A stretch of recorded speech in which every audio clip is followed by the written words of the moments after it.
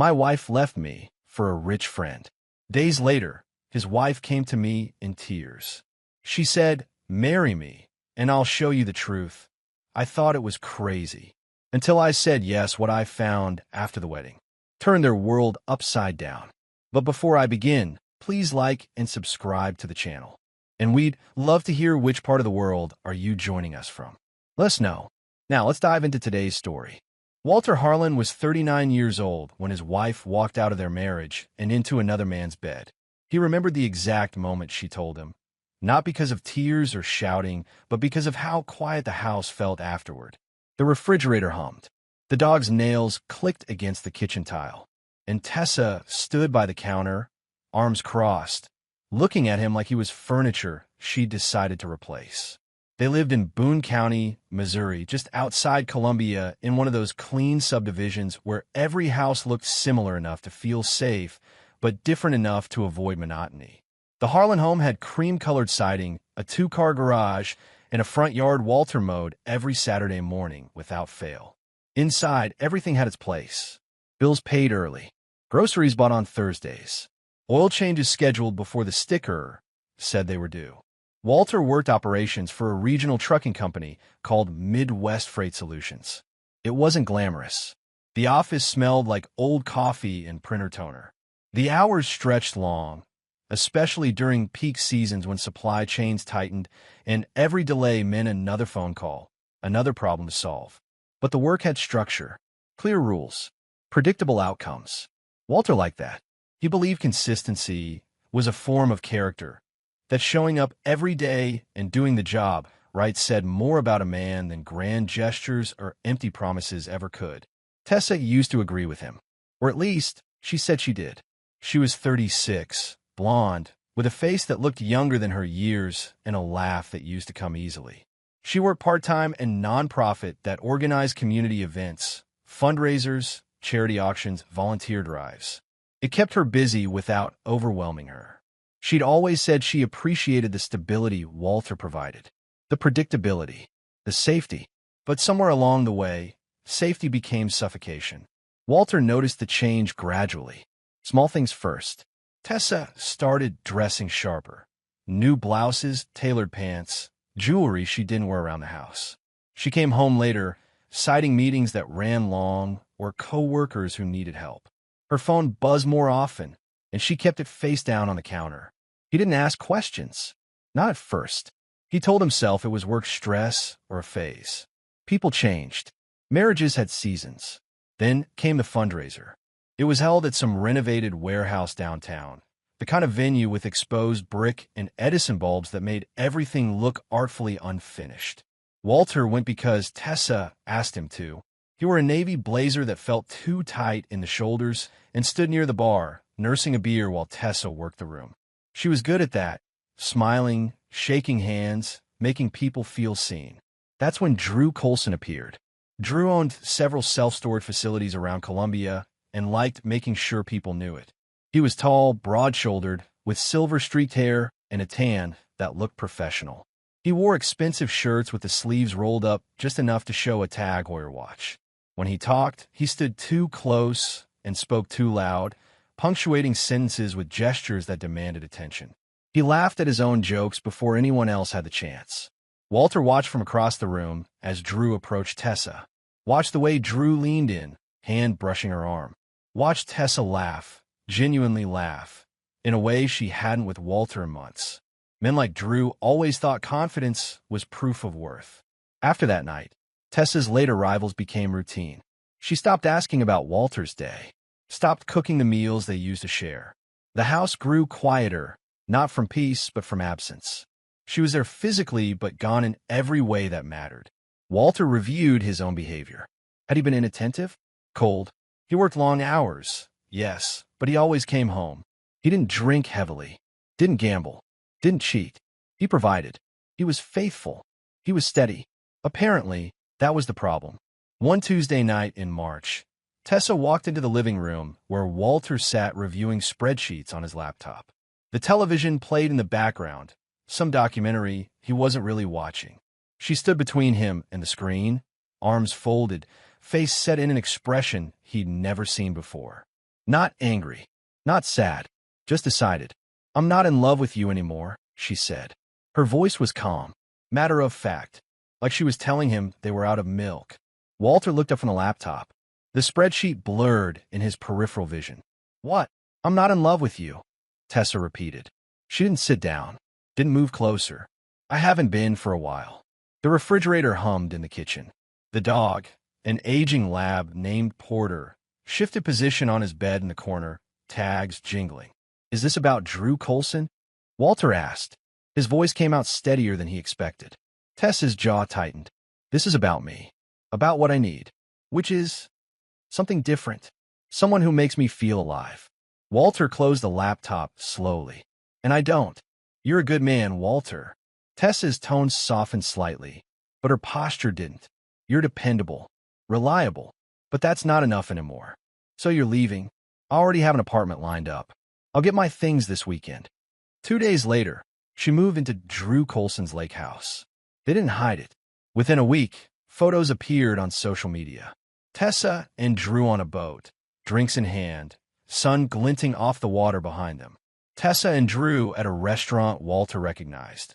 One he'd suggested taking her to months ago, and she'd said it was too expensive. Drew's arm around her shoulders. Her head tilted against his chest. The comments rolled in. So happy for you. You deserve this. New beginnings. Walter deleted his social media accounts the same day he saw the first photo. Not out of pain, out of efficiency. There was no point watching a narrative he couldn't control. Mutual friends stopped calling. Not because they were cruel, but because they were uncomfortable. Divorce made people choose sides, and most chose the side that looked happier in photos. A few sent awkward text messages, hey, just checking in, but Walter replied with brief, polite responses that discouraged follow-up. The divorce papers arrived via certified mail. Walter signed them at the kitchen table, the same table where Tessa had once told him she wanted to spend her life with him. The dog watched from his bed, brown eyes tired and knowing. Tessa sent one message after the filing. I deserve happiness. Walter stared at the text for 30 seconds. His thumb hovered over the keyboard. He typed nothing, deleted the message instead. He didn't drink, didn't call her, didn't show up at Drew's lake house demanding answers. He did what he'd always done. He reviewed facts. He pulled old bank statements, checked credit card transactions, reviewed emails from the past 2 years. He wasn't looking for revenge. He was looking for patterns, inconsistencies, the timeline of when things began and how deep the deception ran. Not because he wanted to hurt anyone, because he needed to understand the full scope of the damage. 3 weeks after the divorce papers were filed, someone knocked on Walter's door. It was a Saturday morning. Walter had just finished mowing the lawn, and his shirt clung to his back with sweat. The grass clippings smelled sharp and green in the humid air. He opened the door expecting a neighbor or maybe a delivery. Instead, he found Mara Coulson. She was younger than Walter expected, mid-30s maybe, dark hair pulled into a ponytail. She wore jeans and a plain t-shirt. No makeup, eyes red-rimmed, but dry. She looked like someone who'd been crying for days but had finally run out of tears. Walter Harlan? She asked. Yes, I'm Mara Coulson, Drew's wife. She paused. Or I was. I don't know what I am anymore. Walter stepped aside. Come in. She walked past him into the small entryway, glancing around at the neat, sparse interior. Walter led her to the kitchen table, the same one where he'd signed divorce papers, where Tessa had delivered her verdict. Mara sat down slowly, hands folded in front of her, staring at the wood grain like she was memorizing each line. Walter poured 2 glasses of water from the tap, set one in front of her, sat down across the table. How did you find me? He asked. Your address was in Drew's phone. Under Harlan, T's ex. Mara's voice was flat, exhausted. I went through everything after he left. Every text, every email, every credit card statement. When did he leave? 2 weeks ago. Officially. But he checked out months before that. She took a sip of water, then set the glass down carefully. He's done this before. Other women. Other promises. But this time he moved everything. Money. Properties. He actually left. Walter watched her. She didn't fidget, didn't look away. Despite the exhaustion, There was something solid underneath, something that hadn't broken yet. "Why are you here?" he asked. Mara met his eyes. "Because Drew thinks I'm stupid. He thinks I didn't notice. And I need you to know that I did." "Notice what?" "The transfers. The new LLCs. The documents he had me sign without explaining them fully." She pulled a folder from her bag and placed it on the table. "I handle payroll for one of his storage facilities. Not the big decisions, but enough to see patterns." Walter didn't reach for the folder. And I kept copies of everything." The kitchen fell quiet except for the refrigerator's hum and Porter's soft snoring from the living room. Walter studied Mara's face. She wasn't asking for comfort, wasn't looking for a shoulder to cry on. She was asking for cooperation. "What do you want from me?" Walter asked. "I want Drew to face consequences," Mara said simply. "Real ones, not just inconvenience. And I think you might want the same thing." Walter leaned back in his chair. "I don't want revenge. I want to move on. Moving on doesn't mean letting them get away with it." Mara opened the folder and spread several documents across the table. Bank statements, property deeds, email printouts. Drew transferred ownership of 3 properties to shell companies 2 months before he left. He pressured me to sign papers I didn't fully read. He thought he was covering his tracks. Walter scanned the documents. His operations background kicked in automatically. Patterns, numbers, timelines. "You have proof of coercion?" "Better."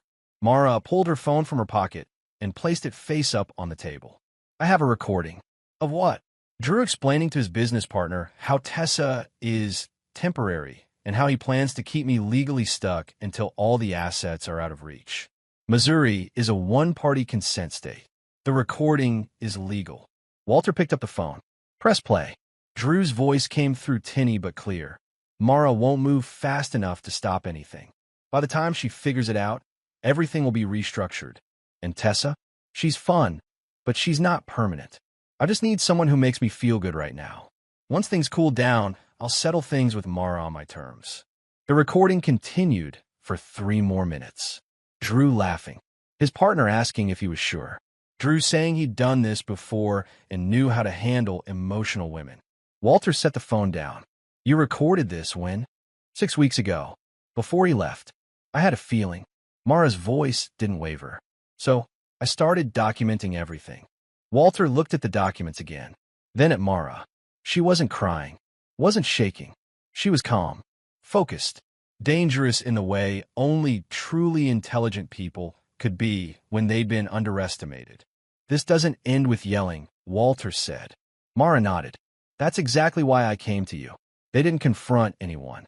Over the next 2 weeks, Walter and Mara met 3 more times. Once at a coffee shop on the edge of town where no one knew them. Twice at Walter's house after dark. Papers spread across the kitchen table like battle plans. Mara filed a financial disclosure amendment with her attorney. The language was precise, clinical. It outlined every property transfer, every shell company, every document signed under pressure. She didn't accuse Drew of fraud outright. She simply asked for clarification on assets that might have been misrepresented during initial separation proceedings. Quiet, accurate, devastating. Walter, meanwhile, took a different approach. He alerted his company's legal department that someone might attempt to fabricate documents using his name or Tessa's to establish financial claims. It sounded paranoid, overly cautious, but the legal team logged it in their system, stamped it, filed it. That step would matter later. In the meantime, Tessa and Drew played house at the lake. Photos continued appearing online. Dinners at upscale restaurants. Weekend trips to Kansas City and St. Louis. Tessa wore clothes Walter had never seen. Designer labels, expensive shoes. Her hair looked professionally styled. Her skin glowed from facials and treatments. Drew encouraged all of it. He liked showing her off, liked the attention, liked proving to everyone that he could trade up. What he didn't realize was that Tessa's new lifestyle was funded by accounts that looked deep but weren't liquid. The storage business had cash flow, yes, but much of Drew's apparent wealth was tied up in properties and loans. His operation ran on leverage, borrowing against one asset to buy another, constantly cycling debt to maintain appearance. It worked as long as nothing got scrutinized too closely. Walter watched it all from a distance. He didn't follow them, didn't drive past Drew's lake house. He simply kept track of public records, property transfers, business filings, court documents. People thought karma arrived loudly. Cosmic justice delivered with thunder and lightning. Walter knew better. Karma arrived as math. The first crack appeared in late April. Drew's primary lender, a regional bank that held mortgages on 4 of his storage facilities, noticed irregularities during a routine audit. Nothing major, just discrepancies between reported ownership and actual title holders. Small enough to be paperwork errors, large enough to require investigation. The bank sent inquiries. Drew responded with explanations that sounded reasonable but didn't quite line up with documentation on file. More questions followed. Timelines didn't match. Signatures looked inconsistent. Meanwhile, Mara's amended financial disclosure triggered its own audit. The family court judge assigned to the divorce case ordered both parties to submit comprehensive asset lists with supporting documentation. Not a criminal investigation, just standard procedure when one party claimed hidden assets, but invasive nonetheless. Drew hired an attorney who charged $400 an hour and talked about aggressive defense strategies. The attorney sent stern letters to Mara's lawyer, threatened countersuits, accused Mara of filing frivolous claims. Mara's attorney responded with copies of the documents she'd provided, bank statements, property deeds, the timeline of transfers, and a note mentioning that additional evidence existed if the court required it. Drew's attorney stopped threatening after that. At Walter's house, Mara sat at the kitchen table reviewing new document her lawyer had sent over. Walter made coffee, strong, black the way Mara liked it. Porter lay at her feet, enjoying the attention of someone new. Drew's partners are asking questions, Mara said, not looking up from the papers. One of them called me yesterday. Wanted to know if I was trying to destroy the business. What did you say? I said I was trying to get what I'm legally owed. Nothing more. She flipped a page. He said Drew's been distracted lately. Missing meetings. Making bad calls. Walter sat down with his own coffee. Distracted how? Playing house with your ex-wife. Taking long weekends. Acting like nothing matters. Mara finally looked up. His partners don't care about his personal life. They care about returns. And right now, Drew's not delivering. Walter sipped his coffee. Good. One deal already fell through. They were supposed to acquire a facility in Jefferson City. Financing backed out at the last minute. Why? Bank said due diligence raised concerns. Mara's mouth curved slightly. Not quite a smile. Concerns about ownership structures. Walter set his mug down. How bad is his financial situation, really? Worse than it looks. He carries a lot of debt. The storage facilities generate revenue, but margins are thin. He's been using profits from one location to cover shortfalls at others. It's sustainable as long as everything runs smooth. She tapped the papers in front of her. But audits aren't smooth. Audits are expensive. And Drew's burning cash trying to impress Tessa. How much cash? Last month alone? Probably $15,000. Restaurants, trips, jewelry, clothes. He bought her a car. Walter raised an eyebrow. What kind of car? Audi Q5. Leased, not owned. But still. Mara leaned back in her chair. He's trying to prove something. To her. To himself. To everyone who ever doubted him. And when the money stops, then we find out what Tessa's really in this for. The phone call came on a Tuesday evening in early May. Walter was sitting on his back deck, watching the sun drop behind the tree line. The air had cooled, and cicadas droned in the distance. His phone buzzed. Tessa's name appeared on the screen. He stared at it for 3 rings before answering. Hello. Walter. Tessa's voice sounded strained. Uncertain. I need to ask you something. All right. Why are people asking me about Drew's finances? Walter sipped his iced tea. What people? Lawyers. Accountants. Someone from his bank called today, asking if I had access to certain accounts. She paused. Do you know anything about this? No. Are you sure? Because the timing seems. I signed the divorce papers. Tessa, I'm done with your life. If Drew's having financial problems, that's between you and him.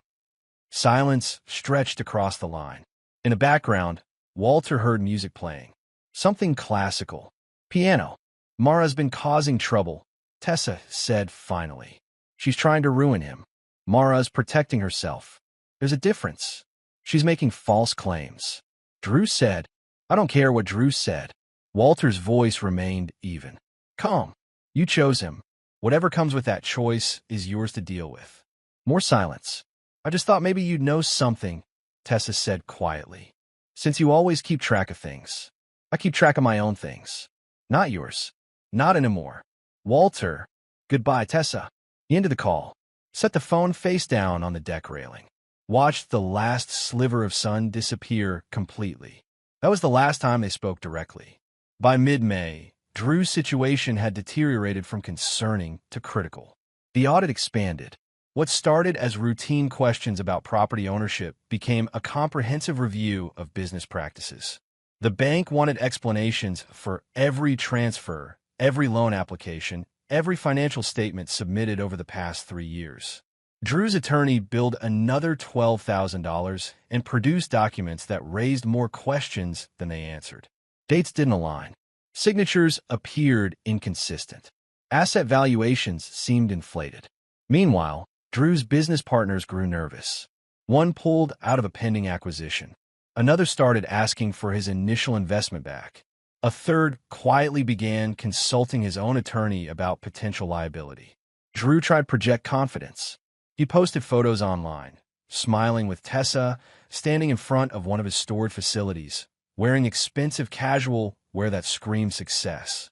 But people who knew how to look could see the strain. His face looked thinner, his smile forced. The photos appeared less frequently. Tessa, for her part, started posting less too. The trips slowed down. The fancy dinners became less frequent. She still looked polished in photos, but something had shifted. The glow had faded slightly. Walter saw all this through Mara, who tracked it methodically. She kept a spreadsheet of Drew's public activity, cross-referenced with court filings and financial documents. She wasn't obsessive, just thorough. He's snapping at her, Mara said one evening at Walter's house. They'd fallen into a routine of meeting once a week, comparing notes, adjusting strategy. A mutual friend saw them at a restaurant. Said Drew was short-tempered, kept checking his phone, barely talked to Tessa. How's she taking it? Quiet, subdued. Mara scrolled through her phone, showing Walter a recent photo. Tessa and Drew at some outdoor event. Drew's arm around her, but his attention elsewhere. Tessa's smile looked painted on. She's realizing this isn't what she thought it would be. Walter studied the photo. She made her choice. She made a stupid choice based on fantasy. Drew sold her a dream, and now reality's showing up. That's not our problem. I know. Mara put her phone away. But it's going to be hers. The turning point came in June. Drew's credit froze. It happened suddenly, though the groundwork had been laid for weeks. The bank audit concluded with findings that questioned the accuracy of financial disclosures Drew had submitted for multiple loans. Not fraud. Not yet. But serious enough that the bank suspended his credit line, pending further review. For someone whose business model depended on leverage, this was catastrophic. Drew couldn't finance the Jefferson City acquisition, couldn't cover operational shortfalls at underperforming locations, couldn't access the cushion he'd always relied on to smooth over problems. His partners demanded answers. When those answers didn't satisfy them, they demanded repayment of invested capital. When Drew couldn't provide immediate liquidity, they threatened lawsuits. Everything Drew had built, the reputation, the appearance, the carefully maintained image, began collapsing under its own weight. And because Tessa was financially dependent on Drew, his crisis became hers. Credit cards declined at restaurants. The Audi lease payment bounced. The lake house, which Drew rented rather than owned, received a notice for late payment. Tessa called Drew's assistant asking when certain promised transfers would clear. The assistant, clearly uncomfortable, said she'd have Drew call back. He didn't. Mara's legal team, sensing opportunity, forced additional asset disclosures. Every property Drew owned came under scrutiny. Every debt surfaced. Every promise made to investors got documented and questioned. The image Drew had spent years building, successful entrepreneur, savvy businessman, confident winner, cracked and crumbled. Walter learned all this secondhand through Mara, but he also saw it directly. One afternoon, he stopped at a gas station on the south side of Columbia and spotted Drew's truck at the pump next to him. Drew stood beside the vehicle, phone pressed to his ear, face red, gesturing angrily as he spoke. "I don't care what it takes," Drew said loud enough for Walter to hear. "Find the money. Move it from the Ashland account if you have to. Just make it work." Drew glanced over and locked eyes with Walter. For a moment, neither man moved. Drew's expression shifted from anger to recognition to something harder. Walter held his gaze, face neutral, then calmly finished pumping his gas. Drew ended his call, stepped around his truck. "You're happy about this, aren't you?" Walter replaced the pump nozzle. "About what?" "Don't play stupid. Your ex-wife's been feeding you information. Mara and I don't talk about you." "Bullshit. You're working together, trying to destroy me." Walter closed his gas cap. "I'm not trying to do anything. I'm living my life. You should try it." Drew's jaw clenched. "You're bitter because Tessa chose me. Chose better." Walter looked at him, really looked, at the expensive clothes that couldn't hide the stress, at the watch that probably cost more than Walter's mortgage payment, at the truck that wasn't quite as clean as it used to be. "How's that working out for you?" Walter asked quietly. Drew stepped closer. "You think you won something? You think making my life harder proves you're better than me?" "I haven't done anything to you, Drew. You did this to yourself." Walter opened his truck door. "I just watched it happen. You self-righteous. You took my wife. Congratulations. Now you get to keep her." Walter climbed into his truck. "Enjoy it." He drove away before Drew could respond. By early July, Drew lost 2 storage facilities. The first went to foreclosure after he missed 3 consecutive mortgage payments. The second got seized through a partnership dissolution lawsuit. His former business partner claimed Drew had misrepresented asset values and hidden debts, making the entire venture fraudulent. Drew fought both actions, hired more attorneys, burned through what cash reserves he had left. But fighting legal battles required money, and money was exactly what he no longer had. His remaining partners distanced themselves publicly. Statements got issued, press releases carefully worded to separate their reputations from Drew's sinking ship. The local business community, which had once welcomed Drew to networking events and charity boards, grew suddenly unavailable. Calls went unreturned. Invitations dried up. In business, reputation wasn't everything. It was the only thing. And Drew's reputation now carried the stench of failure. Tessa, watching this unfold from inside Drew's shrinking world, finally understood what she'd traded her marriage for. She left the lake house on a Friday afternoon in mid-July. No dramatic scene. No social media announcement. She simply packed her belongings, many still new, tags still attached to some, in her old Honda Accord and drove away while Drew was meeting with yet another attorney. She moved into a small rental on the east side of town, a duplex with thin walls and a shared driveway. The landlord ran her credit twice before approving the application. She took a job at a boutique downtown that paid $12 an hour plus commission. The owner didn't know or care about Tessa's previous life. Mara learned this through the same mutual friend network that had once posted celebratory comments on Tessa's photos. Now those same people whispered quietly about karma and what goes around. "She's working retail," Mara told Walter one evening. They sat on his back deck, glasses of lemonade sweating in the humid air. "Full-time. The boutique on 9th Street. Walter nodded, but said nothing. Drew tried calling her. She didn't answer. He showed up at her apartment. She wouldn't let him in. That's not surprising. He's alone now. Mara's voice carried no satisfaction, just observation. Partner's gone. Business crumbling. Tessa gone. He bet everything on an image, and the image couldn't survive scrutiny. Walter watched fireflies blink in the darkening yard. "What happens with your case?" "Settlement talks next week. My attorney thinks Drew will agree to terms. He doesn't have the resources to fight anymore." She sipped her lemonade. "I'm not getting rich, but I'm getting what I'm owed. What I earned staying loyal for 15 years while he played games. That's all you wanted. That's all anyone should want. Fairness, not revenge. Just fair treatment for investment made in good faith."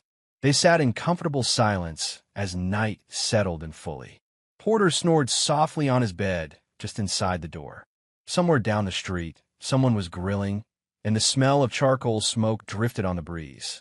Do you hate them? Mara asked eventually. Walter considered the question. No, not even a little. Hate requires caring. I don't care about them anymore. I care about moving forward. That's healthier than I am. Mara smiled slightly. I still hate Drew. Not constantly, but sometimes I wake up angry about the wasted years. That'll fade. You think so?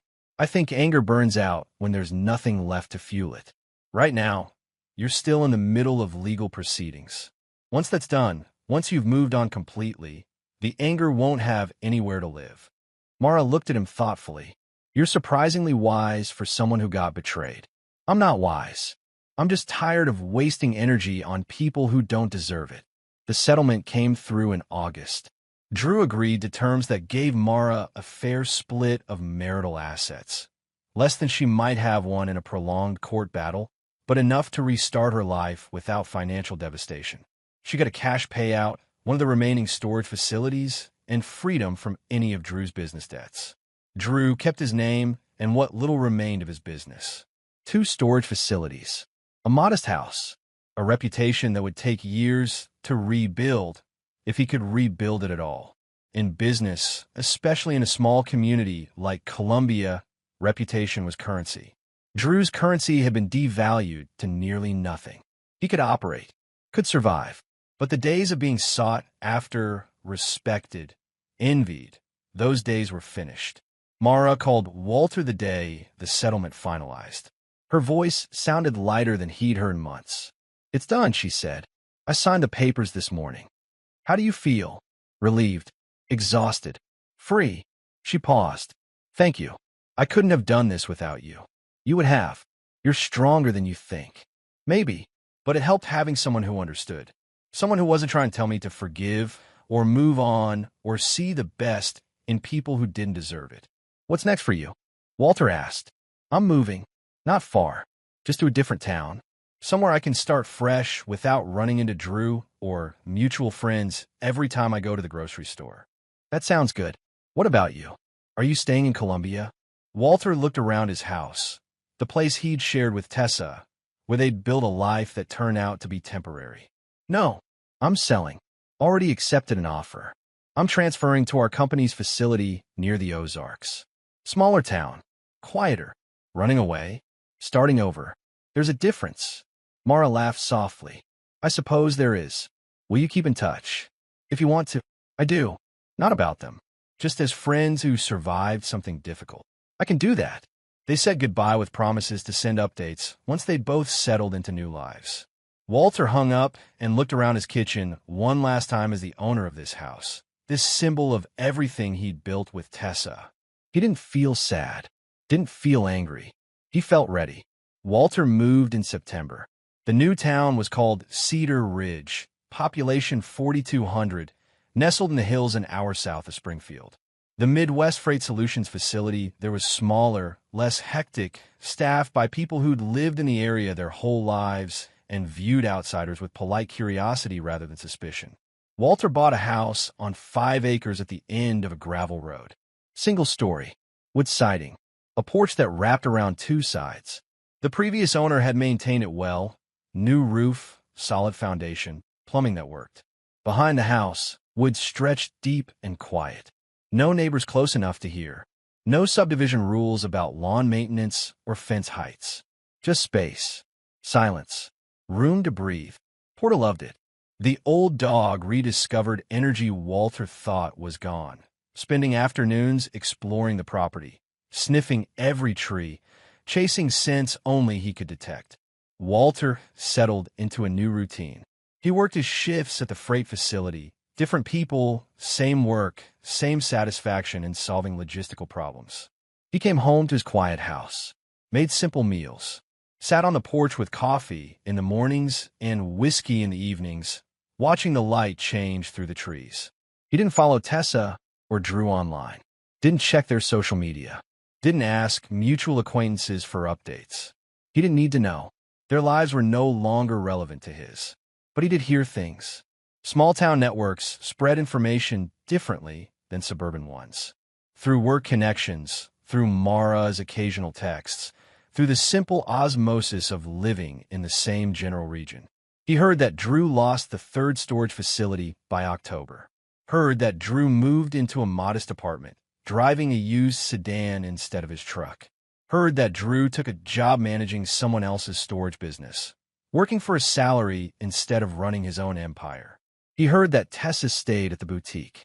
Heard she lived quietly, kept to herself, avoided the social scenes where she'd once thrived. Heard she looked older, tired, less polished than the woman who'd left Walter for something better.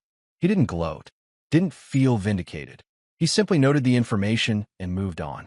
Because revenge wasn't what Walter had wanted. Revenge was active, purposeful, driven by emotion. What happened to Drew and Tessa wasn't revenge. It was consequence. The natural result of choices made and facades that couldn't withstand scrutiny. Drew had built a life on leverage and image, and when either one failed, everything collapsed. Tessa had traded stability for fantasy, and when fantasy proved hollow, she was left with neither. Walter hadn't caused their downfall. He'd simply documented it, made sure the truth couldn't be hidden or rewritten. Let math and law and natural consequences do their work. People wanted to believe karma was dramatic. Lightning strikes and cosmic justice. But karma was quieter than that. Karma was the steady accumulation of choices. The compound interest of decisions made in pursuit of short-term satisfaction over long-term sustainability. Drew and Tessa hadn't suffered because Walter chased revenge. They suffered because they made choices that couldn't survive daylight. And Walter had simply ensured daylight reached every corner. On a Saturday morning in late October, Walter stood on his porch drinking coffee and watching mist rise from the woods. The air had cooled properly now, carrying that sharp autumn clarity that made everything feel crisp and defined. His phone buzzed. A text from Mara. Settled in my new place. Small apartment near Joplin. Quiet. Finally feels like mine. How's Cedar Ridge? Walter typed back, good. Quiet. Same. Ever regret not fighting harder? Making more noise? Walter considered the question. Sipped his coffee. Watched Porter nose through fallen leaves in the yard. No, they burned down their own lives. I just got out of the way. Do you think they learned anything? Probably not. People like them rarely do. They'll blame circumstances, bad timing, other people, anything but themselves. Does that bother you? Walter thought about it. About Tessa sitting in that small duplex, working retail, living the ordinary life she'd rejected. About Drew managing someone else's business, answering to people who once worked for him. No, he typed. Their awareness isn't my responsibility. Their consequences were enough. You never forgave them. Walter stared at those words. People talked about forgiveness like it was necessary for healing. Like holding on to anger poisoned the person carrying it. But Walter wasn't carrying anger. He was simply not absolving them. Forgiveness suggested what they'd done was forgivable. It wasn't. I didn't need to forgive them, he typed back. I needed to move past them. That's what I did. Fair enough. I'm working on the same thing. You'll get there. Thanks, Walter, for everything. Take care of yourself, Mara. Walter put his phone away, finished his coffee, looked out at the property he owned outright. No mortgage, no shared history, no memories of betrayal embedded in the walls. He'd paid for this with the proceeds from his old house. The house he'd shared with Tessa. The house that represented everything they'd built together and everything she'd destroyed. That money had been his, earned through years of steady work and consistent saving. When Tessa left, she took half the joint accounts, but nothing more. The house had been in Walter's name, purchased before marriage, protected. She'd walked away with cash and Drew's promises. Walter walked away with assets and clarity. Now, those assets had bought him this space, silence, freedom from the past. People might say he'd won. That karma had delivered justice. Walter didn't think in those terms. He'd simply survived, made clear-headed decisions, refused to let emotion override reason. The rest had been consequence. Natural, inevitable. Drew and Tessa had built their relationship on betrayal, funded it with borrowed money and hollow promises, and sustained it with the fantasy that happiness came from escaping rather than building. When fantasy met reality, reality always won. Walter hadn't needed revenge because he'd understood from the beginning what would happen. That Drew's leverage would collapse. That Tessa's new life would dissolve. That choices made in passion rarely survived the cold scrutiny of time. He'd known, so he documented, protected himself legally, cooperated with Mara, who had evidence and motivation. And then he'd step back and let math do what math does. The only thing Walter had truly wanted was clarity, understanding of what went wrong, knowledge of the full scope of the betrayal. He'd gotten that, and in getting it, he'd also gotten free. Winter came to Cedar Ridge with the quiet confidence of something that belonged. Snow fell in soft, steady layers, covering the woods and fields in white silence. Walter's house stayed warm. The wood stove he'd installed worked perfectly, radiating heat that smelled like oak and hickory. He worked his shifts at the freight facility, came home to Porter and the quiet. Sometimes he'd sit on the porch, even in the cold, bundled in a heavy coat, watching his breath fog the air. He didn't think about Tessa often. When he did, it wasn't with longing or anger, just a kind of distant acknowledgement. She'd been part of his life. Now she wasn't. The same way high school, or his first apartment, or any other concluded chapter existed in memory without emotional weight. She'd made her choice, lived with the consequences, moved on in whatever way she could. That was enough. Walter had made his own choice, to protect himself, to demand fairness, to refuse absolution for behavior that deserved none, and then to build something new. The house in Cedar Ridge, the quiet life, the routine that served him rather than trapping him.